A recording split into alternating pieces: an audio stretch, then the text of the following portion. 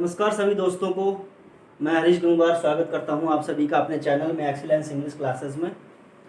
और आज मैं लेकर आया हूं आप सबके लिए एक नया topic, integrated grammar exercise transformation में।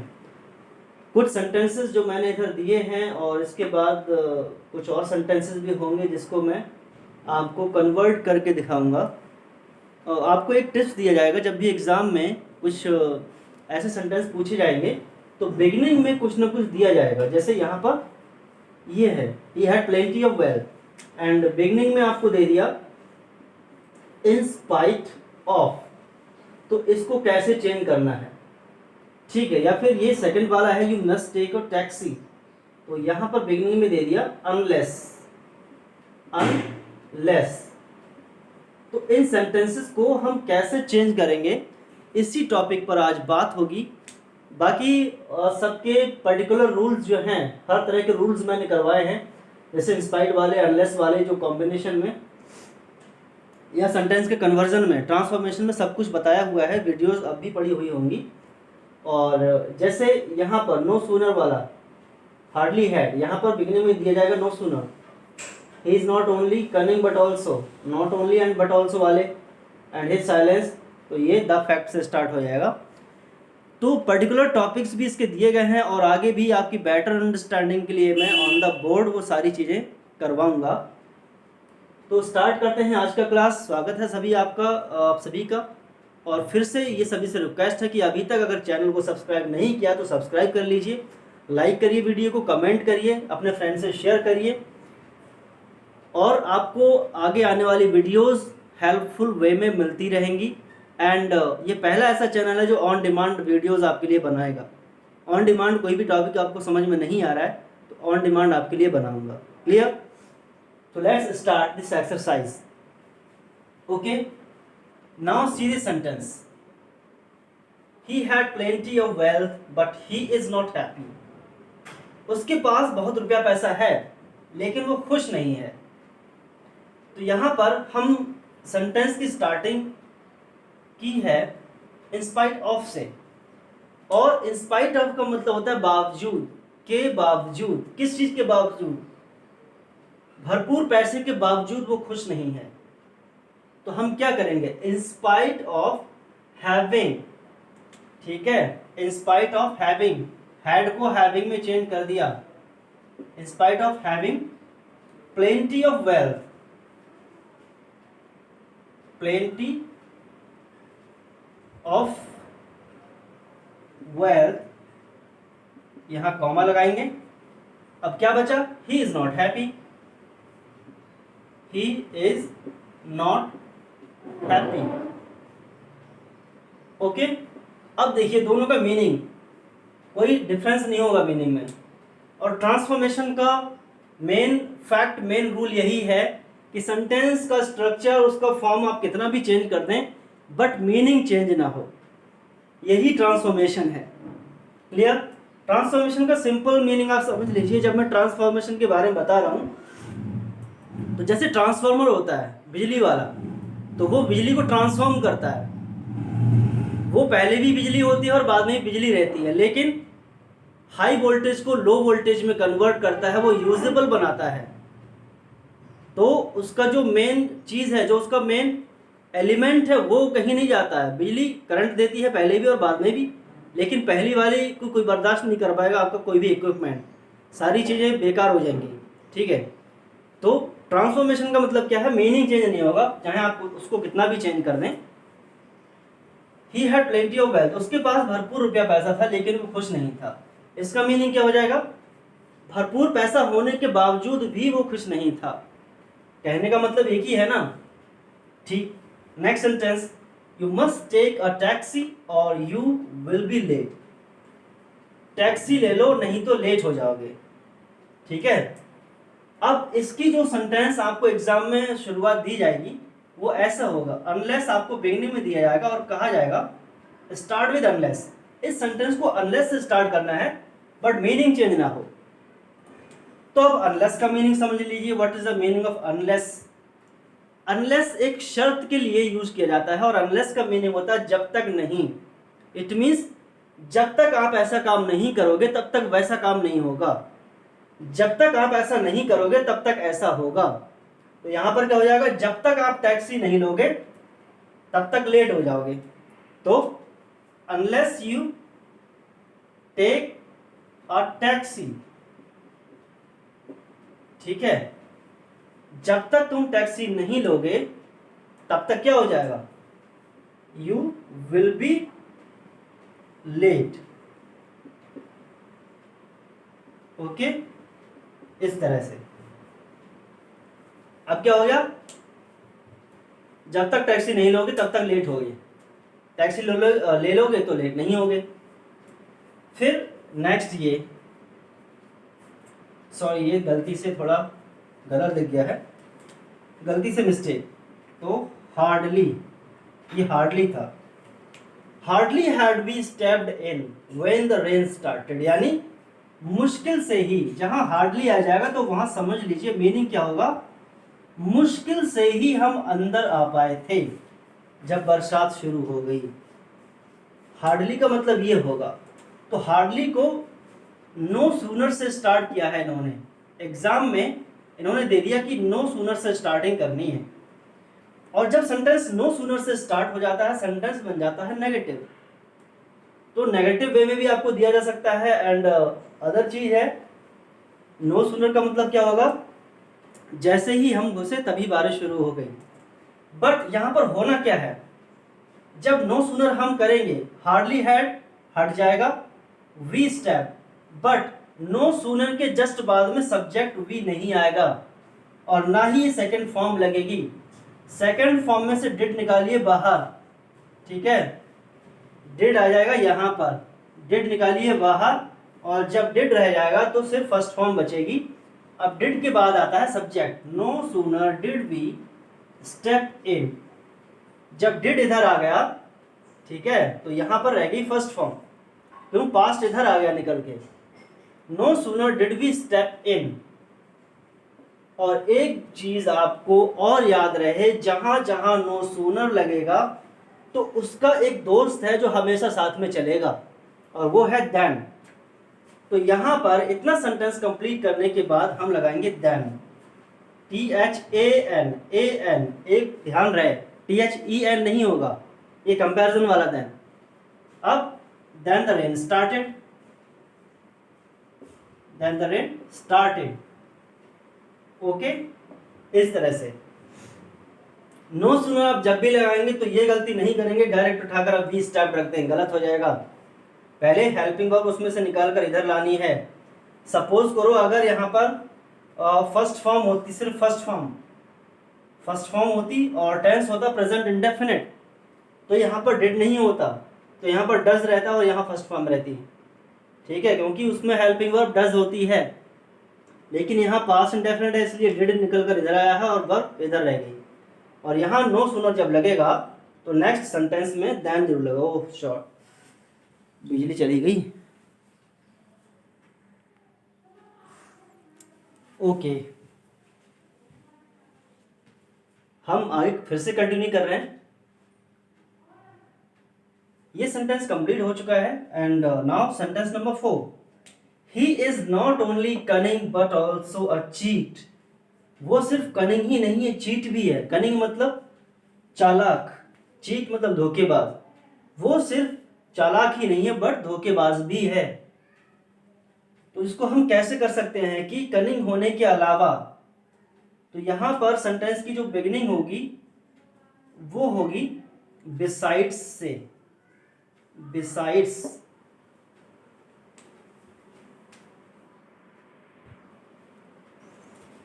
तो क्या हो जाएगा, besides being, besides being cunning, he is a cheat। अब इसका मीनिंग देखिए। अब देखिए एक है बिसाइड्स, लास्ट में एस होता है, और एक होता है सिर्फ बिसाइड। बिसाइड, इस बिसाइड का मतलब होता है किनारे, किसी चीज किनारे, beside the river, okay, beside the road, सड़क के किनारे, नदी के किनारे। तो एस लगाना बहुत ज़रूरी है, एस नहीं लगाएंगे नंबर नहीं मिलेगा आपको। इस बिसाइड्स का मतलब होता है के अलावा, अतिरिक्त, एक्स्ट्रा, ठीक है, इन एडिशन टू। तो क्या हो जाएगा, besides being cunning he is a cheat. Sentence done. And number 5, what is number 5? His silence proves his guilt. और ये सेंटेंस जब स्टार्ट होगा तो उसमें दिया होगा, फैक्ट से स्टार्ट होगा ये सेंटेंस।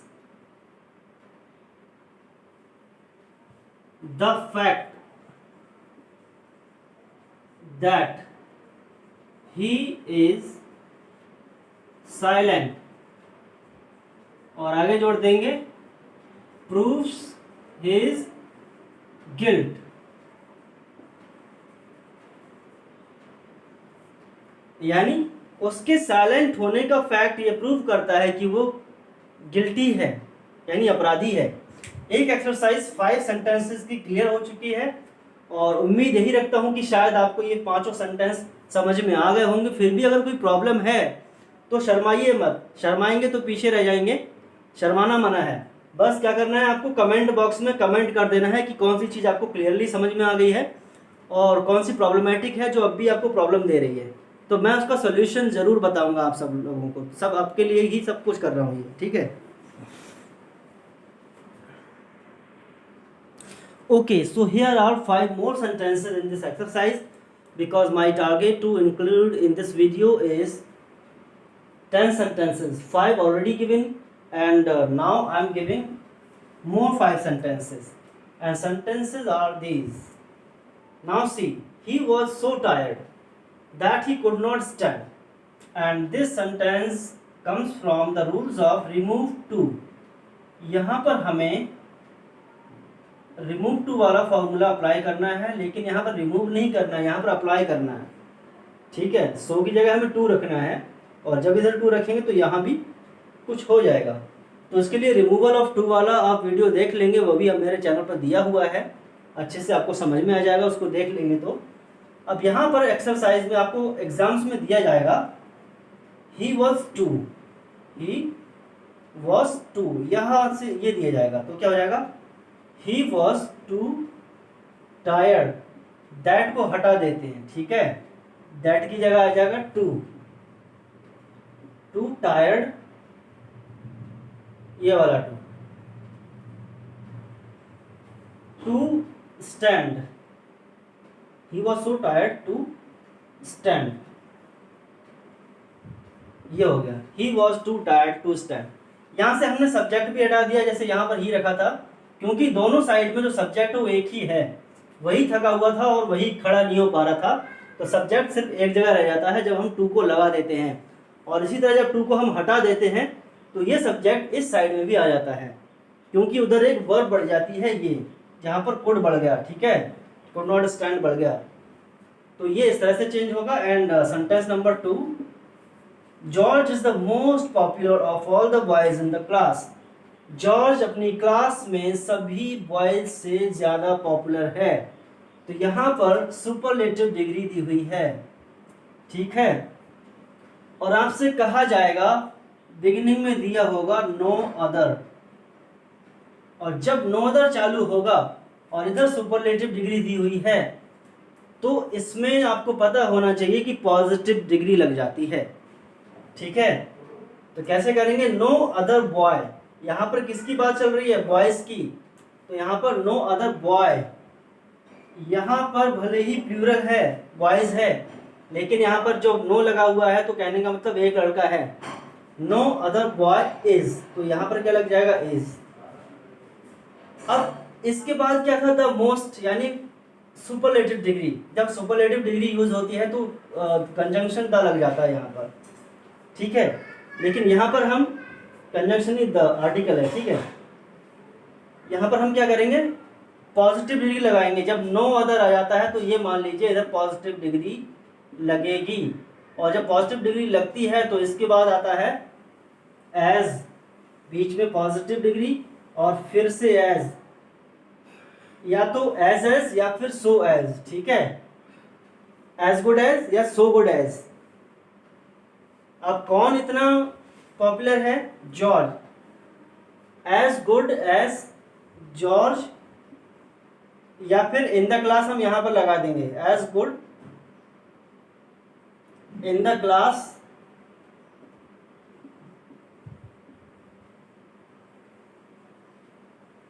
As George. देखो एक यहां पर ये चीज जो आ रही है इन द क्लास, इसको हम कई अलग अलग जगह पर लगा सकते हैं। No other boy is as good in the class as George, या फिर हम यहां भी लगा सकते हैं no other boy in the class. In the class यहां पर भी आ सकता है, no other boy in the class is as good as George, या फिर लास्ट में no other boy is as good as George in the class.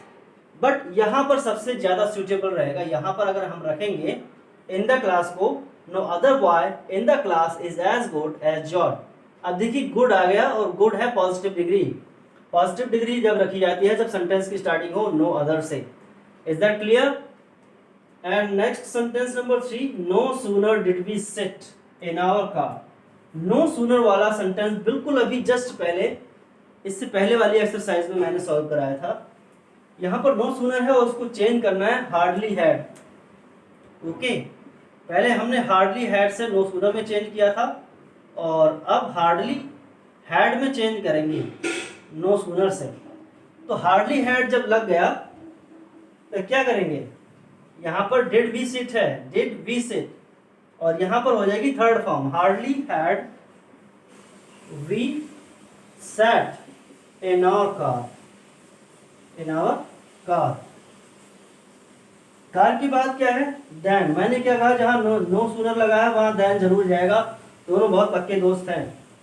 लेकिन हार्डली जहां जाएगा वहां व्हेन जाएगा, when it started, when it started raining.